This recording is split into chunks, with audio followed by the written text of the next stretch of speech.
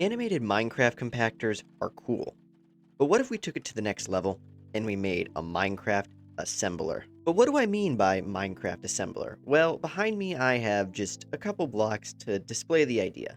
I take two conveyor lines and I combine them into one crafter to make a more complex item. In this case, I have a stick and a redstone dust, and let's say I want to turn that into a redstone torch. That's what we're doing today. Crafters become more and more special the more and more different items you have to put into them for a crafting recipe. So before we go too far into the animation, let's talk about the feasibility of how we're actually going to craft said items. So to start, we have our crafter, which for our crafter we'll need a redstone dust and a stick to make the redstone torch we want to make. So in this scenario, I have to make sure my redstone dust goes in first, followed by my stick, so that way the stick goes in the middle slot while the redstone dust goes into the top slot. It is whenever you craft anything, it's going to fill up in the order going down the line, and then down the line again. And so by making sure my redstone dust goes in first, we will always have the torch recipe and not, well, not a torch recipe. Now, to make this work, we're going to have to make use of one of my favorite features, locking hoppers. So what I have set up here is a system that locks it when a certain amount of items are in. So I'm first of all reading out the signal strength from my crafter with a comparator, which is in subtract mode, and subtracting a signal strength of 7 via a lectern and a separate comparator. This is so that I'm down to a signal strength of 0 at this point when nothing is in it. Whenever the line will pick up a redstone dust, it'll dump it through, put it in the top, and then this hopper is now locked. To prove that if I put a redstone dust in there, you'll see it just stacks up and it waits. So now this other side is unlocked because the torch is off. If I put a stick in, it now fills up, and at this point I would have to trigger a crafting sequence which would reset the cycle. Now remember kids, you're never as smart as you think you are, which is exactly why I've completely redone the entire system from the last clip. As it turns out, if you do 2 locking hoppers, it'll overflow this and cause a massive backup, which just doesn't work.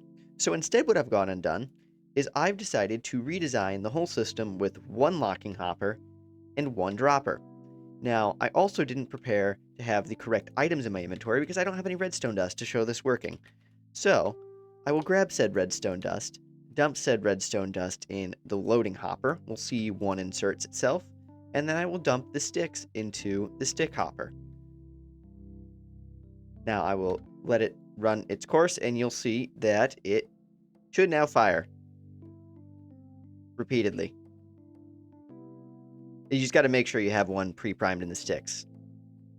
This is a lot better than it was doing, because before it was just clogging it up with sticks, which as you can guess is not what it is supposed to do. Now to kind of explain the happenstance here, what is happening is our redstone dust goes in and our stick comes out, because when the redstone dust triggers, it locks this hopper, meaning no more redstone dust can go in, and it comes over here and allows this comparator to trigger, which then sends the signal down and into this other comparator, which is a subtracting comparator set with a signal strength of 1 base, which then turns this redstone torch off and allows the redstone torch to cycle, causing this to fire pretty much every time a redstone dust gets inserted. And then over here on the bottom half, we have a line going into a repeater, which is a slight delay, allowing us to go over and fire out of the crafter when the time comes and everything has been fired in. Now, why there's a comparator here? Honestly, I don't remember why I put a comparator here.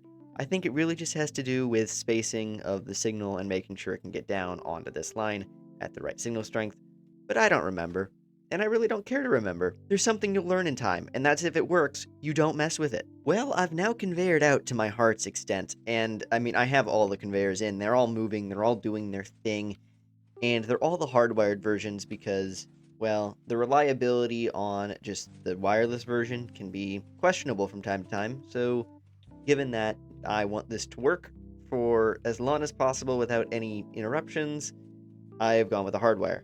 Still possible to do a wireless, but do that at your own risk, I guess. This is the hardwired version of the lines. As you can see, I've wired them all based on 1 repeating signal, and then have them just running around and to their respective route, and then they don't even come back to the end. They just run on that 1 repeating signal that sits directly underneath the factory floor around here, wherever that ends up being. That's a whole thing that we can dive into a little bit more at another time, because now we need to get the items on the belt and make sure it actually works. And now to get the items on the belt, well, this should be simple. It should just be the standard dropper with powdered snow, with the line running into it that is powered off of the push timer. But, well, there is no but. It's really just what we're going to do, honestly. We're just going to do the timer thing and have the dropper. Stupid easy. All key systems are now in place to give this a full-on test run. I've got my placer devices back here. These are super simple. Just basically every other one they will fire because they have a copper bulb, making it every other, because binary things. So now if I go and connect this up, we'll see the stuff making its way onto the conveyor. And then when it gets to the end here, you suck it in, fire one out, move them down the line. Nice. Okay. I mean, we might have to deal a bit with the fire and them going all over the place, but beyond that, that's something we're always going to have to deal with. And it works. That's what matters, though. It works, and when it works, you don't touch it. I'm going to be honest. I'm trying to figure out how to animate this right now, and just something came to mind. How do you animate the construction of a redstone torch? I mean, like, do you just like throw a redstone dust on a torch and it just magically appears? Like what is a redstone torch in essence? How would you actually make one? I mean, for now I've quite literally just have the redstone and the sticks going into their own little portholes where they then get sucked up and come out on the conveyor on the other end. But that isn't that very cool, right? Like, how do I tie a piston into this? Now, I'm definitely not going to claim it is the greatest animation of all time, because it really isn't much of an animation at all. All it is we've literally just got things going into little container pipe things, and then torches coming out the other end, with some wall blocks being pushed up and down and up and down. It makes it look like it's doing something. Is it actually doing something? That's up to you to decide. It does something, maybe. I don't know. There are torches on the ground over here, and I really don't know why. I don't know what happened, or how they even ended up anywhere near over here. That could be anything. I don't know what it is, and therefore it's not my problem. But anyway, I think the only thing left to do now is clean up the area and maybe figure out what's up with that, and we'll be done. It works. With air quotes. Another day, another air quotes decorated working redstone, buildstone, contraption thing. Yep, that was a long-winded way of saying it, but it's just adding me time onto the video, which is what I want. But hey, it's not every day that I manage to come in and I manage to make a working redstone contraption on the first go. Pretty much everything always has its issues, and this one has been the most issue-free, bar that. That's just always going to happen. Like I said the other day, there's always manufacturing loss, and that right there, that's just it. That is our manufacturing loss for this contraption. There's nothing you can do about that, because block physics launch things where they don't need to go. Well, with that being said, I've been Cadiot, do the usual YouTube things. Thanks for watching, and I'll see you in the next one. Bye!